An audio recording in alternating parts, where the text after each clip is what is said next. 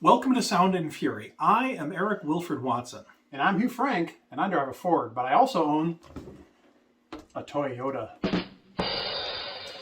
Today we're going to talk about a science fiction movie that's been around for a really long time. Short Circuit. Yes.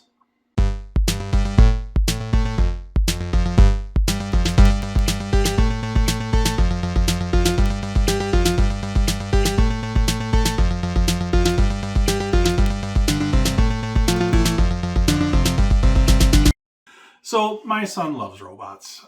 He's obsessed. We made the mistake of showing him the Beastie Boys Intergalactic music video because it had a big robot in it. He watches it over and over and over again. Yes. We even found a video of the making of it. Oh, that's cool. Where he understands that movies are fake and, the sets, there's a guy in a robot costume. So we let's find something robot-y for him to watch. And you know what? Short Circuit. I remember it being like this family-friendly, fun little robot movie.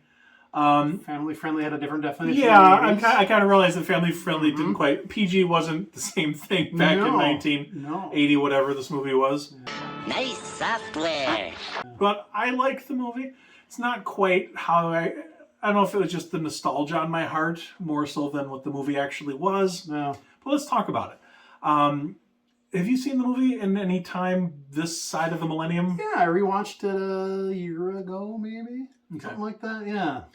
So I made some notes. The good, the not so great, the general story, and my impressions of the movie. General story? Yeah. So with that, spoilers. I mean, the movie's been around forever. Steve Guttenberg's in it. Yeah. Didn't he kind of spoiled it? Oh, not that kind of spoiling it. Anyway. So, just generally, how did you feel watching the movie as a 21st century middle-aged dude, as opposed to like a teenager or whatever when you watched it in the 80s? There's stuff that didn't age well, but otherwise, I still liked it.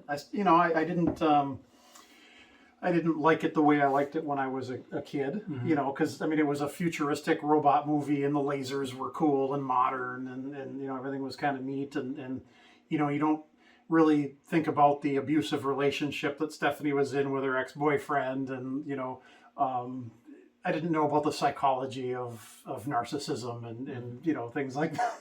Like that. So it's like all this extra adult stuff that you go into the movie with, like, oh my God, that guy's an abusive narcissist, and look at the stuff he's trying to do to his girlfriend's trying to dump him, none of that was what I was thinking about when I was a kid. I was just thinking, oh, cool lasers and cool robot, yeah. And then and then the guy, he says he's from Cleveland or something, but he's got like an Indian accent, and it's like, oh, you're kind of a stereotype.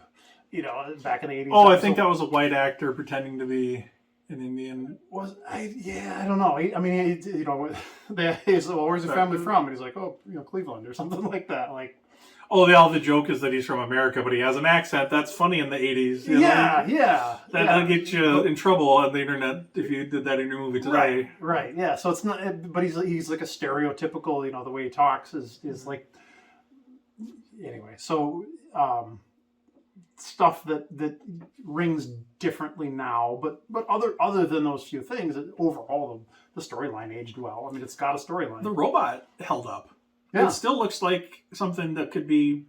It's a practical effect first of all. Yeah. If they were to make that movie today, they'd have some amazing CGI thing that just looks ridiculous. But they had to film an actual.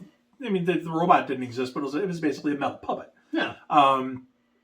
And the little metal eyebrows gave it sort of a human expression. It was pretty cool. It still looks good now, and it's instantly recognizable as the Short Circuit robot, to the point where, like, what was that CGI movie, like WALL-E? WALL-E, yeah. Kind of, it made me feel that's a derivative of the Short Circuit robot. Very much so, yeah. Why wouldn't you, right? You take something that works, you take something that's already kind of identifiable, and turn it into, yeah.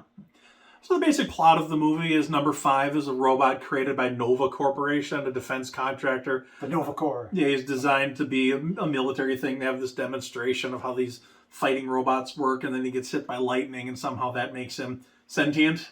Yeah. Because why not? It worked for Frankenstein's monster, right? Mm-hmm. It's alive! Yeah, and then the number 5 finds refuge at Stephanie's house. We got an animal lover that takes in the robot once she realizes it's alive. Mm-hmm. 2 good guys from Nova track down Johnny 5 or number 5. And it's basically and it's the bad guy from the Police Academy movies. yep, G.W. Bailey, who was Lieutenant Harris in the Police Academy movies, and then Steve Guttenberg, who was Mahoney in the Police Academy movies, and they're both right. The G.W. Bailey's got a security badge on, so it kind of makes you think Police Academy. Mm-hmm. It's just funny to see those 2 characters from about the same era. Yeah. Not really the villain, because he's just trying to get from his perspective, just a piece of machinery that's out in the world. Right. He doesn't think of it as a life form. Right. So he's not really the bad guy in this. And do you really want a military-grade robot that went sentient off in the world? No, probably not. Probably not. Does that remind you of an episode of Star Trek? It reminds me of The Creator. Oh, it reminds me of an episode of Star Trek. I was giving you the opportunity first.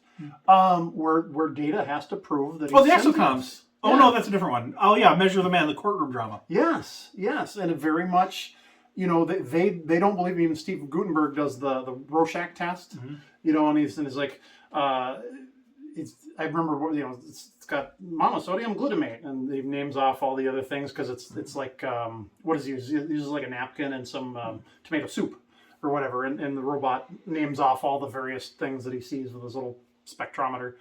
But resembles, and then he, butterfly. It's like, and that's how he proves to them that he's alive, because Steve Guttenberg doesn't believe it at first, till he sees his capacity for abstract thought and seeing art and things, like that. I don't know if it's a Mandela effect or just people think of the sequel instead of the original, but he never actually says Johnny 5 is alive in the entire movie. That is very Mandela effect, yeah. He does. I remember it that way too. He does say that he's alive. He doesn't use the name Johnny 5 until the end of the movie, but he never says Johnny 5 is alive. Right. Not once. Yeah. I think he does in the sequel, though. Yeah, I think so too. Yeah. But nobody thinks of the sequel when they say it. No, that's, yeah. No. Kind of like Luke, I am your father. Not said. Beam Me Up, Scotty was never said. Really? I did not know. I did not know. Scotty wasn't the one that beamed people up. He was in engineering. Interesting. Hello, computer. Anyway. Yeah. Okay. Number 5 just looks cool even today. I put that in my notes. I put that as in the good category. Yeah. Number 5 is a fun character. The puppetry works. It looks convincing. I'm never pulled out of it thinking, "Oh, that's just a dumb puppet or dumb CGI." He doesn't climb out of the Disney Plus menu. Yeah. I mean, I can't think of any other example of a movie where a puppet looked really good and believable. So.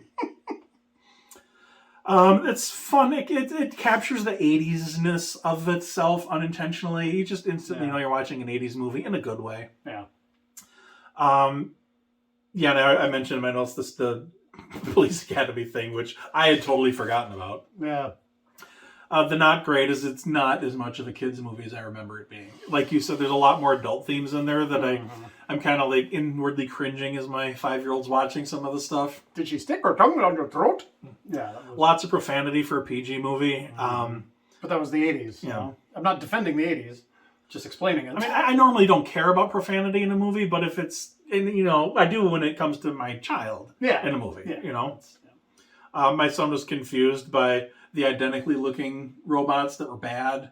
That were trying to hurt Johnny 5. Until they got turned into the Three Stooges.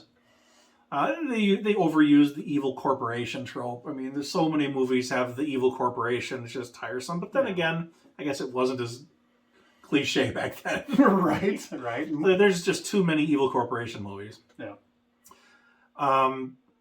Let's see here. Number 5 gets input.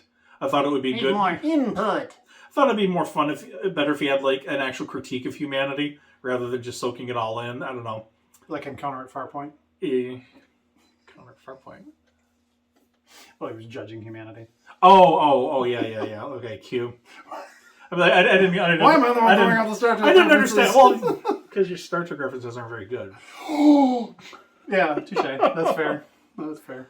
But yeah, I mean, when they show like the TV violence, I thought it'd be fun if he commented on it, but it's just supposed to be funny, Stephanie is a moron. Yeah, she is a very poorly written character. She assumed the robot was an alien and was surprised that it was a robot when it looks like a robot the whole time. Well, yeah. Was she a veterinarian or just an animal lover? No, she had a mobile. She sold something out of a truck. What was it? I don't remember. Apparently, her career was forgettable. I don't remember. But yeah, she could have been more. She definitely could have been more. Mm-hmm. She was kind of the '80s version of a damsel in distress, and didn't really, unfortunately, didn't really bring anything to the movie in her own right. She could have been more well written. So. The movie had a very uneven tone. It went from slapstick comedy to drama to raunchy comedy to kids show again. It couldn't quite make up its mind what kind of movie it wanted to be. Mm-hmm. But overall, it's fun but forgettable. You remember the good pieces, you forget the dumb pieces, and it's not as up there with other '80s movies. It's no Indiana Jones. It's there's so many better examples of '80s movies, but it's still fun. It still mostly holds up, except for some dated humor and like that Indian character played by a white guy that kind of is cringeworthy from modern sensibilities. That is very cringe. Yeah. If you just kind of take it for what it was, it's. But I mean, watching the movie for Johnny Five for the robot, if you just watch it for his character, it's worth it just for that. Yeah. Just enjoy watching Johnny Five. Yeah. It doesn't need to be any more or less than that. No. Even though the cringeworthy white / Indian / Pennsylvanian person, I think he said it was from Pittsburgh. Anyway, whatever. You have to watch the movie.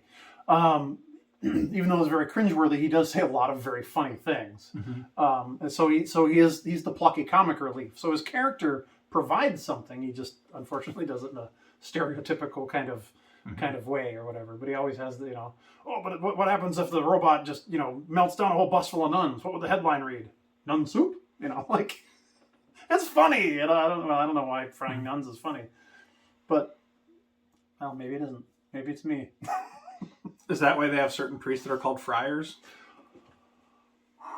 With that, we're going to end the show. Please hit the subscribe button or something. Yes, or have your robot do it. No, disassemble, Stephanie! Nice software.